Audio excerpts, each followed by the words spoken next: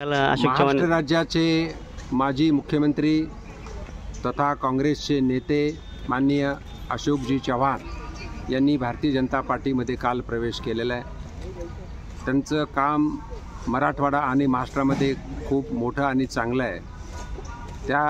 त्यांच्या प्रवेशानंतर नक्कीच भारतीय जनता पार्टीची ताकद वाढलेली आहे। भारतीय जनता पार्टी तसा मराठवाड्यामध्ये आणि महाराष्ट्रामध्ये नंबर 1चा पक्ष तर आहेच, पण येणाऱ्या काळामध्ये भारतीय जनता पार्टीचं ध्येय आहे NDAच्या माध्यमातून 45 जागा जिंकायच्या लोकसभेमध्ये।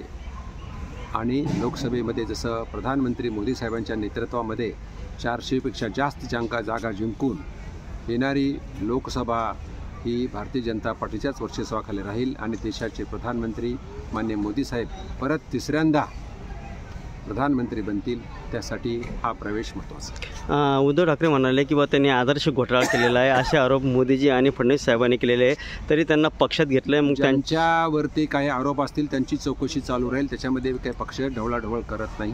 पण भारतीय जनता पार्टीचे तत्त्व, हिंदुत्व, राष्ट्रीयत्व त्यांना मान्य असेल ते भारतीय जनता पार्टी येतात आणि आतापर्यंत केलेल्या चुका ते काय कोर्ट निर्णय देईल, पण पुढं त्यांचा जीवन प्रवाह हे भारतीय जनता पार्टीच्या तत्वानुसार चालेल। उद्धव ठाकरेंच्या दौऱ्याकडे कसं बघता आपण?